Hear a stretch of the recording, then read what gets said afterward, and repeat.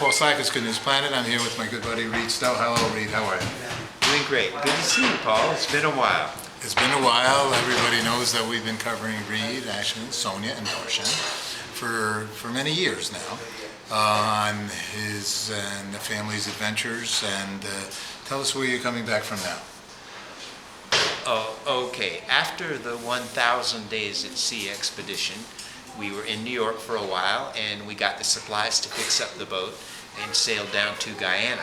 So we were led by different pilots that met us in Guyana off into the jungle through the muddy waters and the uncharted waters to a very obscure place in the jungle where we spent almost a year rebuilding the boat and living in Guyana. We had a very incredible time. Sonya's your love. She's from Guyana, right? Her family is from Guyana and moved to New York City, and she was born here in New York and graduated from college here. Okay. She took some beautiful photography as well. No doubt about it. So, Reid, tell us what's next now. Where are you living? And you've spent so much time over here on 23rd Street, and then over in Hoboken, and so on and so forth. And you're the traveler's traveler. Well, we were living in the jungle, working on the boat, and my mom, who the boat is named after, Anne, went in the hospital for a shoulder operation and caught staph and died. Right. And that's okay. She was 84. She had a great life. But Dad has the beginning of Alzheimer's, and he didn't know what to do. And I said, Dad, we're coming home to live with you as soon as the hurricane season is over. So we got the boat seaworthy in Guyana. We got out of there right after the hurricane, and we all know that there was a bad hurricane, Sandy, during that time. We sailed up from South America right after the hurricane and arrived in North Carolina the beginning of December. We got off the boat and we moved Dad back into the family home, and we're taking care of Dad now in Greensboro, North Carolina. And so the boat is sitting on a dock in Wilmington, and we have no further plans for adventures at this moment. Okay, so you might hear some noise in the background. There's a party going on, a welcoming party here in New York. And it'll be a nice welcoming party because you, over the years, have built up so many friendships in town here. And you've had so many parties yourself on the Ann, and your mother was a fine, fine woman. And so my hat goes out to her and to your family.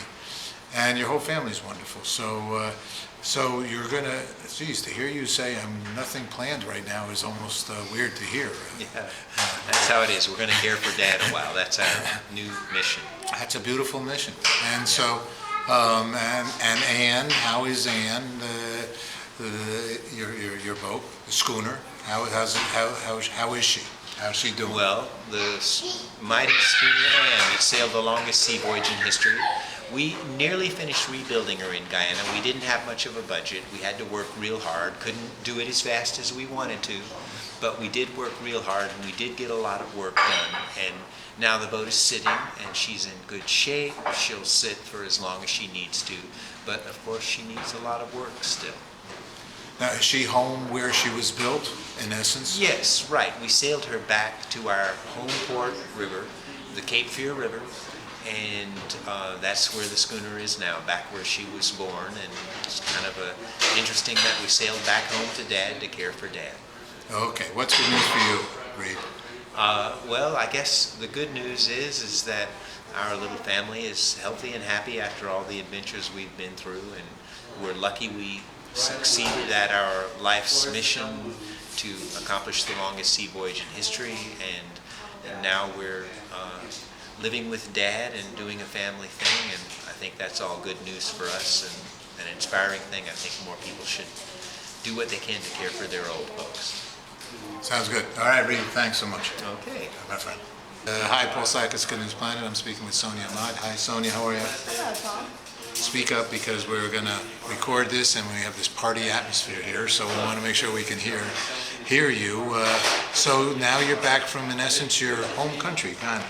Yes. Well, my parents are from Guyana, but I was born and raised from New York. Okay. So tell me about that experience, because actually I know that it wasn't always the easiest trip of your life.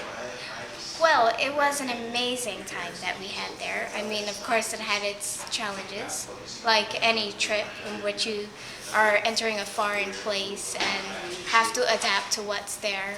So, yes, we sailed the boat to Guyana. It took 35 days to sail there.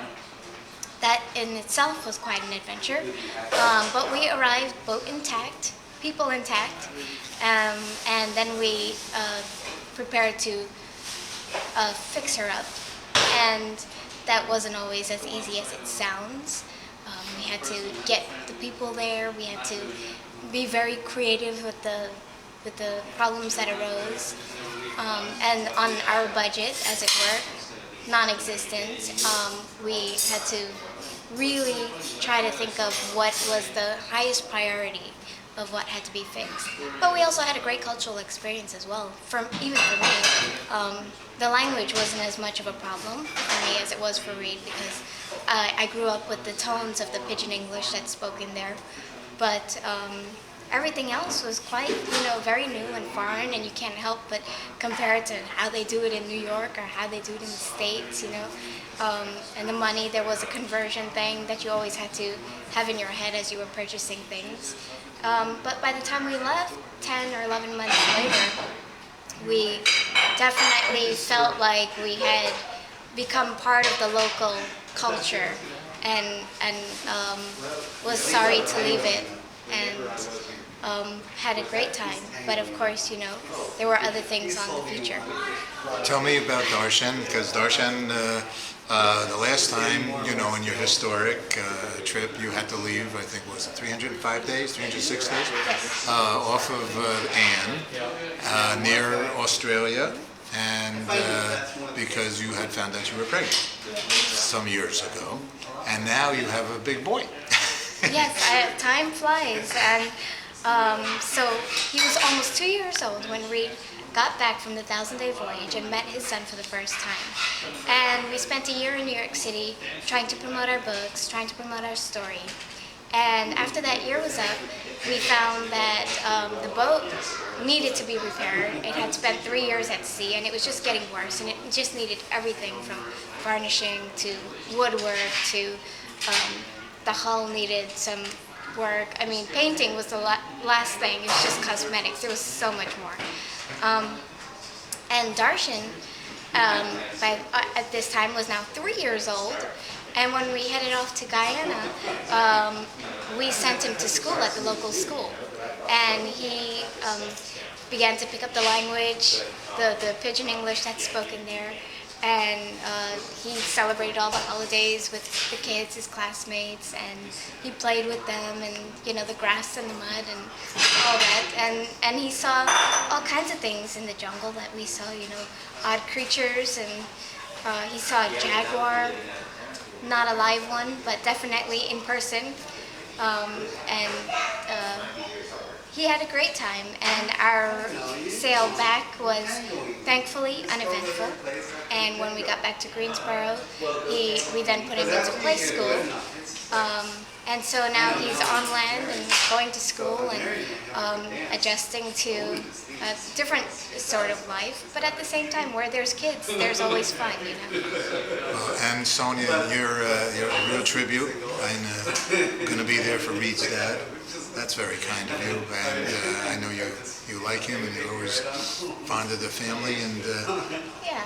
it's a good thing. It's almost like him coming back to where the ship was built. Mm-hmm. It's sort of like a whole Cycle, like the circle came full the circle of life. Yeah, yeah, it is in a way, and I mean, it's nice. It's nice to be there to help out for the family, especially since his parents did a lot for me too, personally, not just for Reid and me being with Reid, but for me personally. And so there's that, and there's also the fact that it gives us a chance to get a break from the boat, which is a beautiful life, but not an easy life. And so being on land in a home is nice too, and it's my first time being in a house with a garden, and I'm looking forward to doing that. My first garden in the summer is coming up, and so there's other things to think about, and It's a new project for me, and it's still fun and interesting, even though for so many people that's kind of just their reality. It hasn't been mine, so it'll be fun. Beautiful, beautiful. Last question, what's good news for you? Good news for me is just having my needs met and feeling happy about the future and thinking that it's hopeful, and having Darshan grow up and being able to watch him do that, and just life unfolding in front of me. That's great news. Okay, thanks. Thanks, Sonya.